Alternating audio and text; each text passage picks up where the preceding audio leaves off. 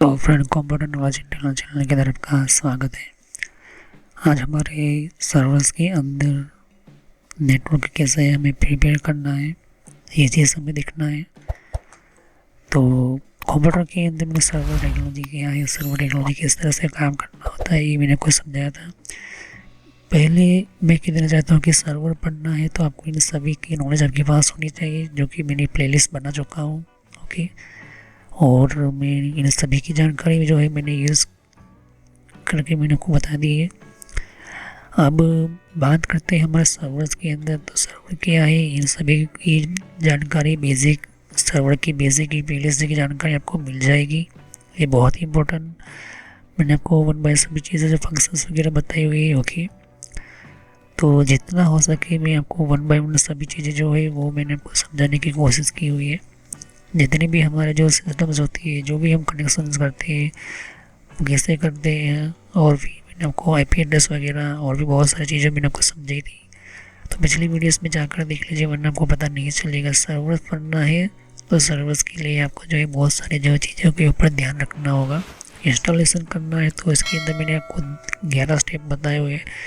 6 number क्या क्या मैंने आपको बताया, सर्वर के सर्टिफिकेट्स वगैरह समझाए थे मैंने आपको कि पावर के सर्वर सिस्टम वगैरह समझाई थी। आपके सर्वर को इंस्टॉल करने थे से डायरेक्टली कभी भी हम सर्वर को इंस्टॉल नहीं करते, उसकी आगे जो है दो दो हफ्ते तक, 3 हफ्ते तक जो है उसकी सिस्टम्स बनानी पड़ती है, उसकी बहुत सारी चीज़ों के ऊपर ध्यान रखना होता है। ओके, ऐसे कभी भी सर्वर जो होती है वो हम इंस्टॉल नहीं करते। तो लास्ट वीडियोस के अंदर मैंने समझा था कि ऑपरेटिंग सिस्टम को हमें परचेज़ करना होता है या तो फिर क्लाइंट ऑपरेटिंग सिस्टम जो होती है, डिपेंड करता है आपके पूरे सर्वर्स के अंदर सिस्टम्स। ओके, तो ये बहुत ही इंपॉर्टेंट है। ऑपरेटिंग सिस्टम के अंदर मैंने आपको लिनक्स के बारे में भी समझाया था, तो ये वीडियो जाकर देख लीजिए, वरना आपको पता नहीं चलेगा। हार्डवेयर के अंदर मैंने आपको समझाया था कि क्या है, हमें हार्डवेयर को कंप्लीट करना चाहिए। तो इन सभी की जो है हार्डवेयर की नॉलेज के अंदर, सर्वर हार्डवेयर के अंदर सबको जो है सर्वर हार्डवेयर की प्लेलिस्ट जाकर देख लीजिए, इन सभी की नॉलेज जो आपको मिल जाएगी। जिस तरह से ये सर्वर बेसिक की प्लेलिस्ट है, उसके बाद सर्वर हार्डवेयर की जो प्लेलिस्ट है उसी के अंदर ये सब कुछ आपको मिल जाएगा। उस और हो सके तो उन सभी वीडियोस को पार्ट वाइज ही देखें। ओके, सर्वर रूम वगैरह सब सेटअप करना वगैरह सब कुछ जो मैंने आपको समझाया हुआ है। ओके, आज हमारा जो है, हम इस स्टेप को आगे बढ़ाते हैं, इस टॉपिक को आगे बढ़ाते हैं कि नेटवर्क की कौन कौन सी प्रिपरेशन कंप्लीट करनी होती है, नेटवर्क की कौन सी तैयारी करनी पड़ती है, जो सभी इम्पोर्टेंट चीज़ों में से एक है। तो ध्यान रखिए कि नेटवर्क जो है, जब हम नेटवर्क यूज़ करते हैं तो मेन चीज़ होती है हमारा सर्वर के बाद, हार्डवेयर के बाद नेटवर्क होता है। ओके, तो नेटवर्क की प्रिपरेशन के लिए हमारा जो मेन इम्पोर्टेंट होता है कि हमारा जो है नेटवर्क किस टाइप के, किस लेवल का होना चाहिए। ओके, तो इन सभी वीडियोस को पार्ट वाइज देखिए, वरना आपको पता नहीं चलेगा, क्योंकि सर्वर हम पढ़ रहे हैं, उसके बारे में सर्वर्स के अंदर सिस्टम्स के बारे में हम पढ़ रहे हैं। ओके, तो चलिए वीडियो को शुरू करते हैं और समझते हैं हमारे सर्वर के नेटवर्क की सारी प्रिपरेशन के बारे में, कौन कौन से नेटवर्क की प्रिपरेशन है। और नेटवर्क की प्रिपरेशन करना है तो सर्वर की हार्डवेयर की तरह ही नेटवर्क की भी अलग से मैंने प्लेलिस्ट बना करके, जिसमें सर्वर की पूरी नेटवर्क की जानकारी मिलेगी। ओके, तो मेरे ही चैनल के ऊपर सर्वर नेटवर्क की जो है प्लेलिस्ट में जाइए और नेटवर्क की पूरी जानकारी मिलेगी। नेटवर्क के अंदर कैसे यूज़ करना है, ये सब कुछ जो है मैंने वन बाय वन समझाया है। ओके, तो चैनल को सब्सक्राइब कर दो, वीडियो को लाइक कर दो, बेल आइकन पर क्लिक करने से नई वीडियो की जानकारी आप तक पहुँचे, इस वजह से जो मैं आपको कह रहा हूँ। और कोई भी क्वेश्चन हो तो कमेंट कीजिए। ओके, तो चलिए हम वीडियो को शुरू करते हुए इस टॉपिक को हम आगे बढ़ाते हैं कि सर्वर को इंस्टॉल करने से पहले कौन कौन सी चीज़ों का ध्यान में रखनी है। तो इनमें से ये नेटवर्क है। तो चलिए हम वीडियो को शुरू करते हैं और समझते हैं।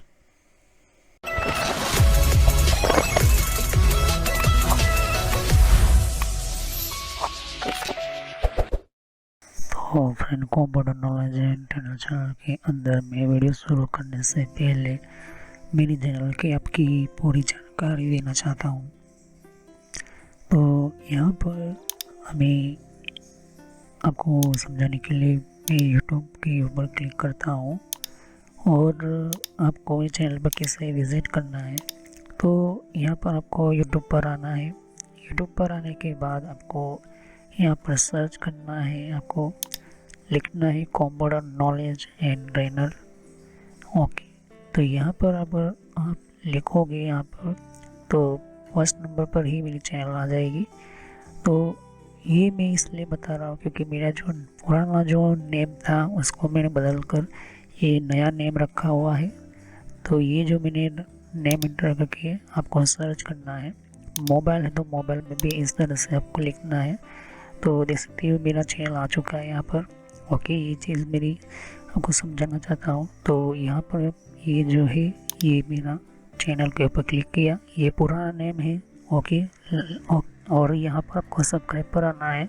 सब्सक्राइब पर आने के बाद क्लिक करना सब्सक्राइब पर और ऑल पर क्लिक कर दीजिए ताकि नई वीडियो की जानकारी पहले आपको मिले।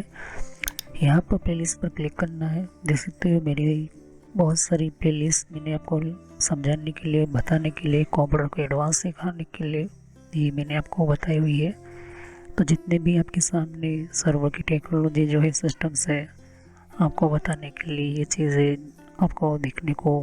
तो अगर आपकी कंप्यूटर के बारे में कुछ भी पता नहीं है तो बेसिक शुरुआत कीजिए, फिर आप विंडोज़ बेसिक से फिर आप माइक्रोसॉफ्ट के ऑफिस के अंदर सीखे, फिर यहाँ पर हार्डवेयर के बारे में सीखे तो और आपकी स्किल डेवलप होगी।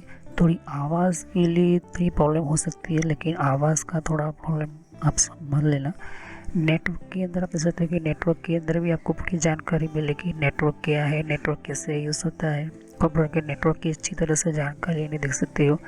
और विंडो 8 और 8.1 क्या है, विंडो 8.1 किससे काम करता है, मैंने आपको ये भी बताया था।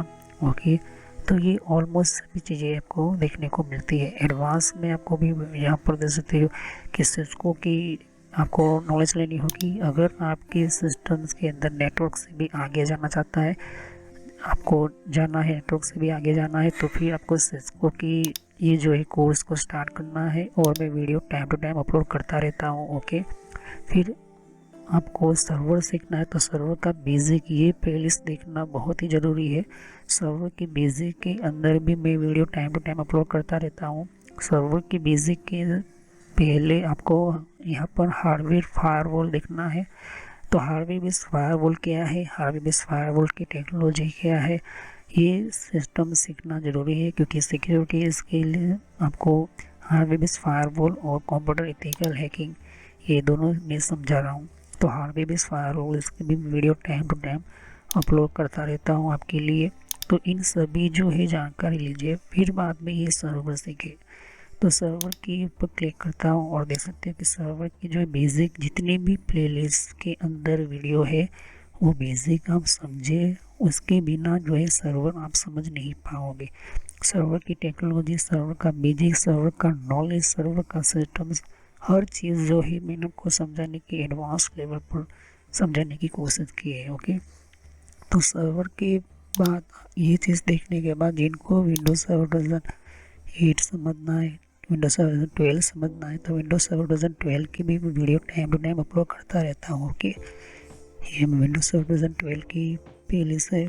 सर्वर की हार्डवेयर की भी प्लेलिस्ट है। सर्वर के अंदर भी मैं जो है हार्डवेयर के अंदर अलग अलग video time to time upload करता रहता हूँ। ओके, तो यहाँ पर आप देख सकते हो कि कुछ आपको और भी स्काइप वगैरह है, इन सभी के कंट्रोल पैनल की भी आप नॉलेज ले सकते हो। थोड़ी बहुत आपको आवाज़ की दिक्कत हो जाएगी, लेकिन वो आप अपने हिसाब से जो है ध्यान से समझे। और यहाँ पर वीडियोस अगर आप देखोगे तो यहाँ पर और भी मैं जो है लेटेस्ट वीडियो अपलोड करता रहता हूँ। तो सभी वीडियोस की जानकारी अच्छी तरह से लीजिए, समझे, वरना आपको पता नहीं चलेगा कि किस तरह से आपको जो है पढ़ना है। तो ये मैसेज जो मैं इसलिए देता हूँ ताकि आपको कोई प्रॉब्लम ना हो, कोई दिक्कत ना हो। तो ये आपको समझाने के लिए ही मैं जो है यहाँ पर समझा रहा हूँ कि किस तरह से आपको जो है फॉलो करना है। तो चलिए वीडियो को शुरू करते और समझते हैं। तो नेटवर्क की हम बात करते हैं या फिर नेटवर्क कनेक्शंस की बात करें या फिर नेटवर्क की प्रिपरेशंस की हम बात करते हैं। कोई भी नेटवर्क हमारा सर्वर जो चलता है वो मेन इम्पोर्टेंट होता है। Hardware, network, power, operating system, security और सिक्योरिटी के साथ होता है वो कनेक्टिविटी की हमारी प्रोसेस। इन सभी के अंदर ज़्यादा से ज़्यादा जो इम्पोर्टेंट हमारा जो टॉपिक जो होता है वो यही सब होते हैं। ओके, अब हमारा एक और ये टॉपिक है क्योंकि नेटवर्क की प्रिपरेशन आपके पास परफेक्ट होनी चाहिए, जिनमें से होता है कि use based select network type. Budget के हिसाब से है। अगर आप ईथरनेट पर चलना चाहते हो, पूरा ईथरनेट सिस्टम बनना चाहते हो, तो आप ईथरनेट के अंदर कितना बजट आएगा? ओके, ऑलमोस्ट जितना भी हो सके देख सकते हो कि Ethernet technology, copper technology use करते हो, तो अब वो इस हिसाब से चल कर आपको जाना होगा। ओके, मतलब कि बजट के हिसाब से ही आपका नेटवर्क बनेगा। ओके, दूसरा है फाइबर पर, वो भी बजट के हिसाब से चलेगा। ओके, जैसे जैसे सिस्टम्स होता है या फिर नेटवर्क होता है या टैप्स होता है, ये चीज़ आपको देखना होता है कि ईथरनेट पर कैसे करोगे, फाइबर ऑप्टिक पर कनेक्शन कैसे करोगे, डिपेंड होता है आपके बजट के हिसाब से। कुछ लोग जो होते हैं वो fibre optical line long distance पर रखते हैं, कुछ लोग ऐसे होते हैं जो ईथरनेट से उसको कैटेगरी स्विच यूज़ करते हैं। लेकिन जिनको पता है कि फ्यूचर्स में मुझे नेटवर्क की कोई प्रॉब्लम ना आए, तो हमेशा वो फाइबर पर ही पूरा नेटवर्क रखते हैं। मतलब कि हर एक स्विच फाइबर पर रखते हैं और फाइबर का ही पूरा कनेक्शंस करते हैं। ओके, जिससे कि स्पीड जो बेहतर मिलती है, कम्युनिकेशन बेहतर मिले और नेटवर्क की कम्युनिकेटी की सिस्टम भी बेहतर मिल सकते हैं। तो इस वजह से जो है ज़्यादा से ज़्यादा आपके पास बेहतर तरीके से कोई लोड जो हुई नेटवर्क का बेहतर तरीके से मैनेज हो पाए, इस वजह से जो फाइबर पर ही हम यूज़ करते हैं। दूसरी जो प्रिपरेशन जो करनी होती है, पहले तो आपको ये समझना होगा कि आपके सर्वर्स जो होते हैं, जो भी आप यूज़ करते हो, तो अगर आप यूज़ करते हो बेस स्विच, तो हमेशा सर्वर्स के अंदर 10 GB पर Mbps, मिनिमम 10 Gbps जो आपके पास होनी ही चाहिए। जो भी आप सर्विस यूज़ करते हो, मेन स्विचेस होती है, चाहे ईथरनेट हो या फाइबर हो, मिनिमम 10 Gbps तो होनी चाहिए। ओके, लेकिन अगर 10 Gbps भी नहीं है तो आपका जो है सर्वर जो है उतना पावरफुल यूज़ नहीं कर पाएगा। तो यहाँ पर मेन इंपॉर्टेंट चीज़ है कि 10 Gbps आपकी स्विचेस होनी चाहिए। ओके, स्विचेस के हिसाब से ही आपको चलना होता है। स्विचेस के अंदर मिनिमम स्पीड जो होती है वो आपको 10 Gbps भी नहीं मिलती, तो फिर प्रॉब्लम हो सकती है, क्योंकि सर्वर से दूसरे सर्वर से कम्युनिकेट करते हैं, डेटा ट्रांसमिट करना है, तो जो है मेन होती है स्पीड, दूसरी होती है कनेक्टिविटी और तीसरा होता है कम्युनिकेशन प्रोग्राम्स। हो सके तो आप जो है बेस स्विच का मतलब ही मैनेजेबल स्विच को कैटलिस्ट स्विच ही यूज़ करें।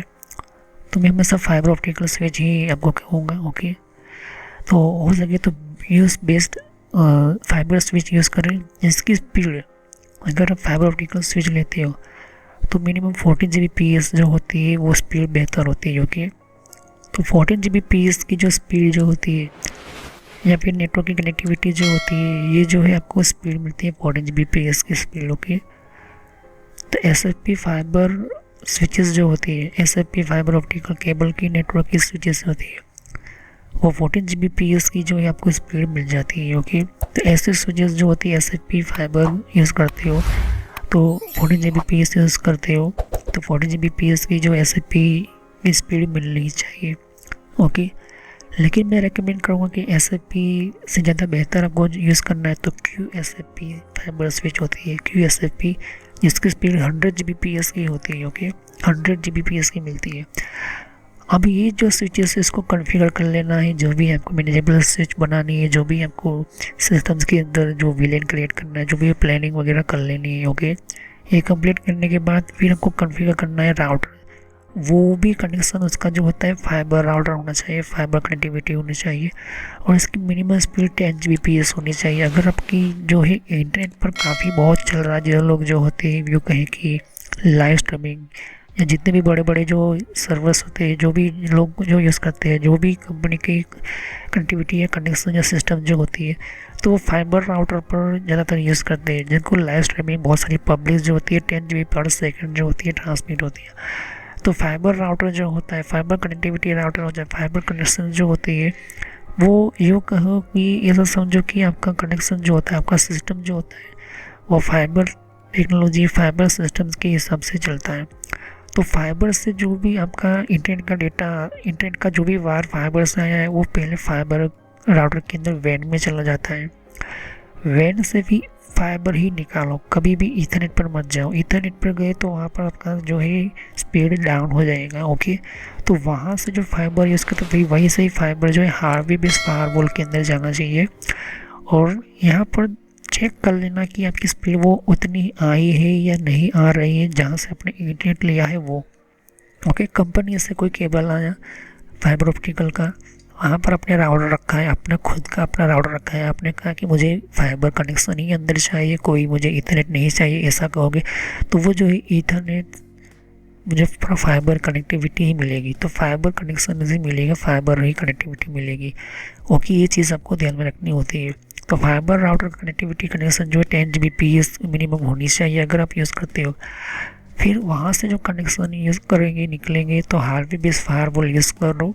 हार्वी बेस फायरवॉल में PFSense यूज़ करता हूँ। इसको भी जो है आपको कॉन्फ़िगर करना है, सिक्योरिटी देनी है, जो भी देना है दे दो। ओके, जो भी सेटिंग्स वगैरह करना है कर सकते हो। अब इसके अंदर भी मिनिमम 10 Gbps की स्पीड आनी चाहिए। जो स्पीड यहाँ पर आई तो हो सकता है आप 5% 10% अगर रहता है तो बात अलग है, लेकिन जो है सर्वर को यूज़ करने से पहले ये चीज़ें ध्यान में रख लीजिए। ओके, तो ये जो है हार्वी बेस फायरवॉल जो होता है इसके अंदर आप जो कॉन्फ़िगर करना है, जो सेटिंग वगैरह, सिक्योरिटी का पोर्ट वगैरह, उसके रूल्स वगैरह, इसको भी कंप्लीट करना है, आपको कॉन्फ़िगर करना है, कंप्लीट करना है। अब ये तीनों चीज़ें, स्विचेस, राउटर्स और फायरवॉल, ये तीनों चीज़ें कंप्लीट कॉन्फ़िगर होने के बाद, सेटिंग्स होने के बाद उनको फिट करना होता है, फिक्स करना होता है सर्वर के रैक के ऊपर। तो सर्वर रैक जो होती है वो चेक करना होता है। ओके, और रूम के अंदर उसको जो फिट कर देना होता है। ओके, रूम कंप्लीट बनने के बाद उसके अंदर जो भी सिक्योरिटी वगैरह, जो भी कैमरास वगैरह जो होती है वो अलग से आपको फिर मैं आपको जाके बताऊंगा। लेकिन ये जो है तीनों चीज़ें जो है सर्वर के रैक के ऊपर जो फीड कर देते हैं। फिर बाद में जो है हमारा नेटवर्क उस तरह से बनाना है जो अलग अलग लॉन्ग डिस्टेंस पर रखी हुई है। अगर मान के चलते हैं कि एक 500 मीटर का कोई डिस्टेंस का कोई बिल्डिंग है और इस मेन बिल्डिंग से, तो वहाँ से जो कोई भी फाइबर ऑप्टिकल टेक्नोलॉजी ले रहे हो या फिर दूसरी बिल्डिंग से आप अपनी इस बिल्डिंग को कनेक्ट करना चाहते हो, तो वो मैं कहूँगा कि SFP लॉन्ग डिस्टेंस रेंज की ही अच्छी तरह से single mode fibre optical cable रखो। और उसके अंदर भी आपको जो है 3 तरह की लाइन कनेक्टिविटी रखनी चाहिए, 3 लॉन्ग डिस्टेंस केबल रखनी चाहिए। हो सके तो अंडरग्राउंड ही रखो, क्योंकि इससे क्या होता है, और अगर आपको लगता है कि नीचे से कोई लाइन्स आती है, पाइपलाइन है या ऐसा है, तो आप ऊपर से भी कनेक्टिविटी ले सकते हो, वायरलेसली भी ले सकते हो, वायर भी ले सकते हो। लेकिन लॉन्ग डिस्टेंस के लिए हमेशा SFP 14 Gbps की स्पीड के अंदर आपको यूज़ करना चाहिए। SFP प्लस लीजिए। ओके, SFP फाइबर यूज़ तो SFP प्लस लीजिए, या तो फिर आप चाहते हो कि बेहतर से बेहतर तो आप लॉन्ग डिस्टेंस के लिए यूज़ करते हो, तो इसकी भी जो है प्रिपरेशन होनी चाहिए। क्योंकि एक कंपनी जो होती है उसके अंदर अलग अलग फ्लोर है। मान के चलते हैं कि 4 फ्लोर है, पहले फ्लोर के अंदर, सेकंड फ्लोर के अंदर आपका सर्वर, तीसरे फ्लोर के, तो वहाँ से जो है कंप्लीट आपको प्रिपरेशन करनी होगी, वहाँ से स्विचेस वगैरह जो है डालनी पड़ेगी। ओके, और भी बहुत सारे लैन कनेक्टिविटी करनी होती है, लैन कनेक्शंस करने होते हैं, लैन कनेक्शन के साथ सिस्टम करना पड़ता है। अब हमें करना है use server fibre network system technology. आप सर्वर के अंदर, PCI के अंदर सर्वर की फाइबर टेक्नोलॉजी आपको एंटर करनी पड़ेगी। ये चीज़ याद रखना। सर्वर को आपको ओपन करना है, फाइबर का जो नेटवर्क कार्ड है, फाइबर सिस्टम जो है वो आपको एंटर करना पड़ेगा। आपको रेडीमेड शायद ही कुछ सर्वर्स के अंदर मिलता है, लेकिन अगर आपके स्विच के अंदर PCI फाइबर ऑप्टिकल केबल नहीं है तो आपको ये फाइबर कनेक्टिविटी कनेक्शन जो है वो एंटर करना पड़ेगा, वो डालना पड़ेगा आपको। ओके, क्योंकि जो है कुछ ऐसे सिस्टम जो होती है जो फाइबर ऑप्टिकल आपको यूज़ करना है स्पीड के साथ साथ कनेक्टिविटी, तो बेस्ट से बेस्ट तरीका आपको ये QSFP कार्ड ही लीजिए। QSFP फाइबर सिस्टम बेहतर होता है। फाइबर नेटवर्क होता है, फाइबर नेटवर्क बना तो स्विच की टेक्नोलॉजी भी यूज़ करनी पड़ेगी, फाइबर ही यूज़ करनी पड़ेगी। ओके, ये चीज़ आपको ध्यान में रखना है। तो फाइबर नेटवर्क ये कौन सा नेटवर्क है? सर्वर के अंदर तो हमने रख दिया, सर्वर के अंदर तो हमने ये नेटवर्क रखा हुआ है, फाइबर स्विच रखी हुई है। सर्वर के अंदर तो हमने 4 स्विचेस हमने रख दिए, लेकिन फाइबर नेटवर्क के अंदर हम तो ऐसे कंपनीज जो होती है जिसके अंदर उनको पता होता है कि मेरे पहले फ्लोर के अंदर 30 कंप्यूटर है और 30 कंप्यूटर को कनेक्शन करना है, तो आप उसको भी जो है फाइबर नेटवर्क के अंदर ले सकते हो। मैं हमेशा रिकमेंड करूँगी कि SFP टेक्नोलॉजी जो होती है वो RJ45 में कन्वर्ट होती है, तो वो जो है टेक्नोलॉजी बेहतर तरीके से अब जो है यूज़फुल रहती है। ओके, राउटर के अंदर फाइबर टेक्नोलॉजी बेस्ट वर्क करती है। हमेशा जो भी राउटर लेते हो बेहतर स्पीड वाला राउटर लो, बेहतर परफेक्ट वाला राउटर लो, तो उसके अंदर फाइबर कनेक्शन होना ज़रूरी है। ओके, क्योंकि राउटर ही ऐसा डिवाइस है जो हमारे इंटरनेट के अंदर डेटा भेजता है और वहाँ से हमारा डेटा हमें रिसीव करते हैं हम। ओके, तो पहले तो आपको टेलीकॉम कंपनी की हिसाब से जब को चलना होता है कि पहले आपने कहा कि टेलीफोन कंपनी से हम जा रहे हैं, फिर हम वहाँ 1 Gbps की स्पीड लेते हैं, वहाँ पर से फिर हम जो चाहते हैं कि हम 1 Gbps के साथ हमें कुछ और भी फैसिलिटीज चाहिए जिसमें अंदर हमारा IP एड्रेस फिक्स वगैरह और भी बहुत सारी चीज़ें जो होती है, तो राउटर के अंदर आपको ये चीज़ मिल जाती है। ओके, ये चीज़ आपको ध्यान में रखनी होती है। फिर दूसरा होता है next use high internet setup minimum 1 Gbps। अगर आपका सर्वर जो है वो ऑनलाइन लेकर जाना चाहते हो तो आज के टाइम के अंदर जो है 1 Gbps तो आपको रखना ही पड़ेगा। मिनिमम 1 Gbps की तो स्पीड होनी ही चाहिए। ओके, और ये पॉसिबल है। ओके, ये चीज़ ध्यान में रखना। एयरटेल हो गया, जियो हो गया, अगर आप जो है 1 Gbps की स्पीड लेना चाहते हो तो ये जो है हाई इंटरनेट स्पीड जो होती है उसका फ़ायदा भी लेना चाहते हो तो याद रखना आपको कनेक्शन मिल गए। आपके पास जो है वो कंपनी के जो भी एम्प्लॉय, जो भी कंपनी के इंजीनियर से वहाँ पर अपना कनेक्शन किया, तो वहाँ से जो कनेक्शन आएगा फाइबर ही लीजिए। ईथरनेट में कन्वर्ट मत करना। ईथरनेट में कन्वर्ट किया तो वो जो स्पीड जो है वो डाउन हो जाएगी, आपके पैसे भी बर्बाद हो जाएंगे और आपकी जो चीज़ें क्वालिटी मिलनी चाहिए वो नहीं मिलेगी। ओके, तो वहाँ से अगर वो कनेक्शन आता है फाइबर का तो राउटर के अंदर भी फाइबर ही यूज़ करो। फिर राउटर से हार्डवेयर फार्म है तो वही वहाँ पर भी fibre connection, fibre line use करो और फिर वहाँ से जो सीधा स्विच मिलाती है तो फिर वहाँ पर भी आपको फाइबर यूज़ करना चाहिए। ओके, जिससे कि काफ़ी बेहतर तरीके से आपका सिस्टम यूज़ करता है। तो टोटल फाइबर केबल ही यूज़ करो सर्वर्स के रूम्स के अंदर, सर्वर के सिस्टम्स के अंदर। Use network SFP technology. SFP technology जहाँ पर फाइबर से आपको यूज़ करना है multi mode. Okay, multi single mode या फिर मल्टी मोड यूज़ करना चाहते हैं तो इसकी पूरी जानकारी आपके पास होनी चाहिए। फाइबर सिंगल फाइबर मोड क्या होता है, मल्टी मोड फाइबर मोड क्या होता है, नेटवर्क की प्लेलिस्ट में जाइए और फाइबर टेक्नोलॉजी के बारे में समझिए। उसके अंदर काफ़ी डिटेल में समझाए, कीज के हिसाब के साथ समझाए हैं, उसकी मॉडल्स वगैरह समझाए हैं, तो जो है आपको सर्वर्स के अंदर मिल जाता है। सर्वर के नेटवर्क की प्लेलिस्ट के अंदर भी आपको मिल जाता है कि मैंने समझाया हुआ कि सिंगल मोड, मल्टी मोड वगैरह। तो हमेशा SFP टेक्नोलॉजी यूज़ करते हो तो आपको हमेशा याद रखें कि फाइबर ऑप्टिकल बेस्ड सेटिंग मिलती है। अब हम जब भी बेस्ड सेटअप सेटिंग करते हैं तो हमारा क्या करते हैं, हम राउटर करते हैं और स्विचेस, इन दो पहले ध्यान से इसके साथ हार्डवेयर फायरवॉल जो सिक्योरिटी का फायरवॉल है, इन तीनों को जो है कॉन्फ़िगर कर लेना है और रैक के ऊपर अच्छी तरह से फिट कर देना है। इन तीनों की पावर की भी जो है कंप्लीट जो है सेटअप कर लेना है।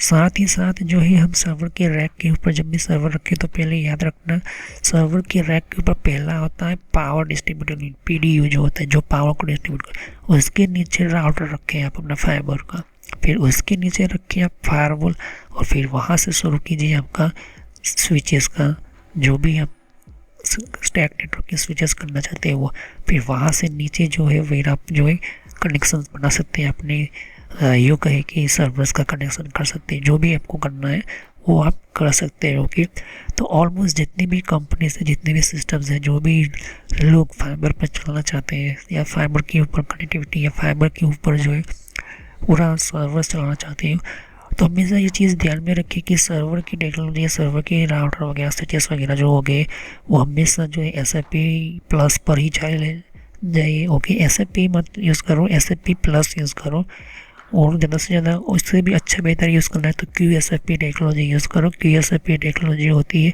वो बेस्ट टेक्नोलॉजी मानी जाती है। QSFP जो है लेटेस्ट टेक्नोलॉजी, हो सकता है फ्यूचर्स में और भी नई टेक्नोलॉजी हो, लेकिन QSFP, SFP प्लस और QSFP प्लस हो सकता है। QSFP प्लस में जाइए। ओके, 100 Gbps की जो भी कनेक्टिविटी रखोगे बेहतर होगा सर्वर्स के अंदर। फिर नेटवर्क के सर्वर्स के अंदर switches, hardware firewall, router use करते हो, कनेक्ट करते हो मेन SFP स्विच के अंदर। ओके, तो वहाँ से जो भी हार्डवेयर बेस्ड फायरवॉल का जो भी कनेक्शन आएगा आप मेन SFP स्विच के अंदर, मेन स्विच के अंदर कनेक्शन करोगे। हो सके तो नंबर 3 या 4 के अंदर ही रखो। 1 और 2 कनेक्शन को आप बाद में कनेक्ट कर सकते हो उसके से दूसरे का, लेकिन 3 या 4 नंबर पर ही रखो आप मेन जो सर्वर का जो मेन मास्टर स्विच होता है वो। तो वहाँ पर भी SFP जो होती है 14 Gbps की रखो और हो सके तो ट्रांसमिटिंग अच्छी तरह से मिलता है। ओके, सारे नेटवर्क की जो होती है बस उसके पावर बैकअप की कनेक्शन होने चाहिए, पावर बैकअप की कनेक्टिविटी होनी चाहिए, पावर बैकअप के सिस्टम के साथ जुड़े हुए होने चाहिए, वायर कंप्लीट अच्छी तरह से भी सेटअप कर लेना। और भी जो स्विचेस ऐड करनी है, जैसे कि मैंने कहा कि फर्स्ट फ्लोर के स्विचेस के अंदर 30 कंप्यूटर को कनेक्ट किया है, दूसरे स्विचेस के अंदर दूसरे फ्लोर के अंदर जो है वो और भी कनेक्शन किए तीसरी, तो वहाँ से भी बहुत सारे जो है वायर आते हैं। ओके, वहाँ से भी बाहर से भी बहुत सारे फाइबर ऑप्टिकल लाइन्स आती है या ईथरनेट वायरिंग आती है, तो उसको भी जो है पहले जो है कम्प्लीटली अच्छी तरह से मैनेज करके अच्छी तरह से फिनिशिंग के साथ फिटिंग के साथ जो है उसको सर्वर रूम में लेकर आना है। लेबलिंग करनी, हर वायर के ऊपर जो है उसका नाम लिखना है कि ये केबल कहाँ से है, कौन सी है, उस हिसाब से जो है आपको चेक करते हुए रखना है, ताकि फ्यूचर्स में अगर कोई भी प्रॉब्लम होती है, ट्रबल होती है, तो इजी तरीके से जो है आप ढूंढ सकते हो कि ये केबल जो है यहाँ की निकली हुई है और यहाँ पर इस लाइन की प्रॉब्लम है, तो वहाँ पर इजी तरीके से प्रॉब्लम को ढूंढ कर आप ट्रबल शूट कर सकते हैं। ओके, ये चीज़ आपको ध्यान में रखनी जरूरी है। हम यूज़ करते हैं सेपरेट नेटवर्क की स्मॉल रूम रैक के अंदर। ओके, तो हम जो है रैक बनाते हैं, रैक सर जिसको कहते हैं, ये डिपेंड करता है कि रूम का एरिया कैसा है। ओके, तो हो सके तो अगर आप रूम का एरिया नेटवर्क का अलग से सेपरेट नेटवर्क बनाते हैं। अब ये सेपरेट नेटवर्क क्या होता है कि पहले फ्लोर के अंदर 30 कंप्यूटर, तो वहाँ से जितने भी केबल आएंगे उस मेन स्विच के पास आएंगे। ओके, और वहाँ पर अपने स्विच जो है फाइबर ऑप्टिकल स्विच रखी है और वहाँ पर एसएपी फाइबर से इथरनेट पर रखा हुआ है, तो वहाँ से जो भी केबल निकलेगा उस स्विच में से 2 या 3 कनेक्शन हो, वहाँ से निकल कर सीधा मेन स्विच के पास जाएगा। ओके, तो ऐसे 6-7 फ्लोर है, उस 6-7 फ्लोर के अंदर कनेक्शन जो होता है, कनेक्टिविटी आपको देखने को मिलता है। फिर लास्ट में जो है टावर सेटअप होता है। अगर आपकी स्विचेस के अंदर, आपके सिस्टम्स के अंदर, ओके, तो मेन इंपॉर्टेंट चीज़ होती है यहाँ पर, मेन इंपॉर्टेंट टावर सेटअप होता है। टावर सेटअप का तो हमारा जो टावर सेटअप जो होता है, टावर का सेटअप का मतलब होता है कि टावर का कनेक्टिविटी, टावर का कनेक्शन या सेटअप जो होता है वो एक जगह से मान के चलते हैं कि 15 किलोमीटर की और ब्रांच है या वहाँ पर वायरलेस करना, तो उनका टावर की भी प्रिपरेशन होनी चाहिए। बेस्ट लॉन्ग डिस्टेंस के एंटीना, जिसमें मैंने आपको बहुत सारे एंटीनास बताए, नेटवर्क की प्लेलिस्ट में जाइए, जिसमें आपको सेक्टर एंटीना, डायरेक्शन एंटीना और हो सके तो आप सिस्टम्स के अंदर आपको बहुत कुछ आपको मैंने समझाया वहाँ पर रहोगे। तो कंप्लीट सेटअप जो होता है वो हमारा वर्क होता है। ओके, तो लॉन्ग डिस्टेंस एंटीनास के अंदर आपको सेक्टर एंटीना हो सकता है और आपको यूज़ करो, और भी बहुत सारे मिड रेंज के एंटीनास जो 15 से 35 किलोमीटर तक भी आपका जो है डेटा ट्रांसमिट करने में यूज़ होता है। तो अगर एक जगह पर आपका जो एक मेन ब्रांच है, मेन सिस्टम से वहाँ से 15 किलोमीटर कोई और ब्रांच है और उसको कनेक्ट करना चाहते हैं वायरलेसली, तो इसके भी जो है पहले से आपके पास प्लानिंग होनी चाहिए। ओके, फिर उस वहाँ से टावर सेटअप्स के अंदर मैंने आपको बताया था कि उसके भी पावर सिस्टम, पीडीएस वगैरह, वहाँ से जो लाइन्स लेकर 2-3 हो सके तो 3 लाइन लेकर रखिए, एक बैकअप लाइन फाइबर ऑप्टिकल ही लाइन रखिए, फाइबर ऑप्टिकल कनेक्टिविटी ही रखिए उस सेक्टर एंटीनास के अंदर, और वहाँ से नीचे जो है फिर आप राउटर ले सकते हैं कि जो मेन टू रीजन एक तरह से एक जगह से ट्रांसमिट दूसरी जगह पर ट्रांसमिट कर सकते हैं। तो ऐसे में टावर सेटअप जो होता है वो बेस्ट लॉन्ग रेंज एंटीनास के सेटअप के अंदर आपको मिलता है। ओके, तो ये जो है आपको टावर सिस्टम के बारे में क्यों समझा रहा हूँ, क्योंकि ऐसे बहुत सारे कंपनीज जो है वो यूज़ करती है टावर सेटअप के अंदर। उसके अलावा ऐसी जगह कंपनीज के अलावा गवर्नमेंट ऑफिसेस, कॉर्पोरेट ऑफिसेस, हमारे खास तरह की इम्पोर्टेंट लेवल्स की सिस्टम जो होती है, अगर फाइबर ऑप्टिकल केबल कनेक्टिविटी में प्रॉब्लम होती है तो वायरलेसली जो हमें कनेक्टिविटी करी हुई है उससे हमें जो है काफ़ी फ़ायदा मिलता है और पूरा सर्वर नेटवर्क जो है डाउन नहीं होता। ओके, तो ये चीज़ आपको ध्यान में रखनी चाहिए कि टावर सेटअप आप कर रहे हो और फिर वो भी बेस्ट लॉन्ग रेंज एंटीना रखते हो, तो उससे क्या होता है कि अगर फ्यूचर्स में भी अगर आपकी कोई ऐसी जगह पर आपका चाहिए कि कनेक्टिविटी बेस्ट तरीके से यूज़ करना है, ट्रांसमिटिंग करनी है फाइबर की, तो आप जो है यहाँ पर ये चीज़ें रखनी ज़रूरी है। टावर का जो रेंज होता है मिनिमम 110 फीट से आपका जो है वो रखी। ओके, टावर्स की जो ऊंचाई जो होती है, मतलब कि हमारे जो सर्वर, हमारे जो मेन सिस्टम के हमारे जो मेन सिस्टम की जो ऑपरेट करने वाली बिल्डिंग्स जो होती है, जो इसको हम एडमिन बिल्डिंग कहते हैं, या फिर हमारे मेन सिस्टम की, हमारी कंपनी की, या फिर कोई भी हो, लेकिन उसकी मेन थोड़ा सा 100 फीट ऊपर रखोगे या तो फिर मिनिमम 70-80 फीट ऊपर रखनी चाहिए, जिससे कि आपकी जो है कनेक्टिविटी बेहतर होती है। उसके जो बीच में जो पहाड़ वगैरह हो गए या फिर पेड़ पौधे या फिर कोई और दूसरी बिल्डिंग्स वगैरह हो गई या फिर दूसरे कोई और उसके बीच में जो है प्रॉब्लम करने वाले, तो वो जो है वो कवर कर लेता है। और हमेशा कहूँगी सेक्टर एंटीना और माइक्रोवेव एंटीना, फिर आपको डायरेक्शनल एंटीना, ये 3 एंटीना काफ़ी अब आज के टाइम के अंदर पॉपुलर है। ओके, इनके लिए भी आपको जो अलग से पावर की सिस्टम रखनी पड़ेगी, पावर के जो सिस्टम जो है बैकअप पावर रखना पड़ेगा। और फिर ऊपर से ये भी कि 3 फाइबर ऑप्टिकल केबल्स रखिए, जिसमें रेगुलर होता है, एक होता है मैनेजमेंट और तीसरा होता है बैकअप कनेक्शन। अगर ये 2 केबल में प्रॉब्लम आती है तो तीसरा बैकअप केबल जो होती है काफ़ी बेहतर तरीके से यूज़ होता है।